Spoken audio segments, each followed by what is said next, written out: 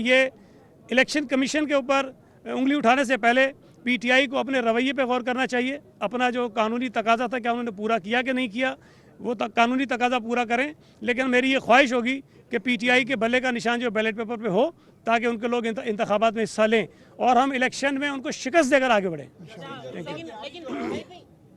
हमेशा Pakistan peoples party का गढ़ रहा है। भुट्टो साहब का इलेक्शन लड़ते रहे, फिर बीबी लड़ती रही, फिर गुज़िश्ता इलेक्शन में बिलावल साहब ने लड़े लेकिन उनको हरा दिया गया या हार गए। तो क्या पीपल्स पार्टी खौफजदा होगी कि वो वहाँ से कोई बड़ा लीडर अब इलेक्शन नहीं लड़ रहा? यार देखें, इसकी दो सूरतें हो सकती है ना। खौफजदा होने की बात तो बिल्कुल मैं समझता हूँ कि समझ से बालातर है, ये बिल्कुल भी किसी सूरत नहीं हो सकता। आपने खुद कहा कि 2018 में पीपल्स पार्टी को लियारी से हरवाया गया, और ये नहीं, कराची में बहुत सारे हलके थे जहाँ पर नताइज तब्दील हुए और पीटीआई को जितवाया गया।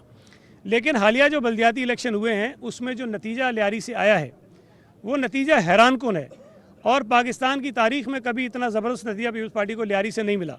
हमने 13 में से 12 यूसियाँ जीती हैं और उन 12 यूसियों में वो लियारी से कामयाब होगा। अभी आपने कहा पीटीआई को हराने की बात की, लेकिन कुंडी साहब ने कल एक बयान दिया और उसमें कहा कि हम पीटीआई के साथ मिलकर चलना चाह रहे हैं। एक तो ये, दूसरा ये बताइएगा कि फैसल वाडा ने अयान अली के हवाले से माजरत भी की है, आया कि वो शामिल हुए हैं या नहीं? देखिए, जहाँ तक कुंडी साहब की बात है, उन्होंने अपनी बात की वजाहत भी की। उन्होंने ये कहा कि डेरा इस्माइल खान में चूँकि उनका मुकाबला जेयूआई से होता है, वहाँ पीपल्स पार्टी भी काफ़ी मजबूत है। फैसल करीम कुंडी साहब भी मौलाना फजल रहमान को पहले शिकस्त दे चुके हैं और गंडापुर ने भी उनको हराया एक दफ़ा, तो ये 2 दफ़ा शायद उनको हराया। तो अब अगर कुंडी साहब ने पीटीआई को ये कहा है कि यहाँ मुकाबला हमारा एक ही कुव्वत से है, तो हो सकता है कि मिल के करना, तो उनकी एक डेरा इस्माइल खान की हद तक एक राय थी।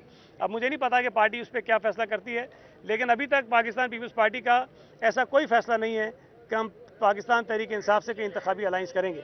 दूसरी बात जो आपने फैसल वावडा की मैं उस मुलाकात में मौजूद नहीं था, लेकिन फैसल वावडा साहब ने क्या बात की क्या नहीं की ये तो मैं नहीं कह सकता, लेकिन अगर वो पाकिस्तान पीपल्स पार्टी में आएंगे तो मैं ज़ाती तौर पर, चूँकि मेरी उनसे दोस्ती, मैं उनको वेलकम करूँगा।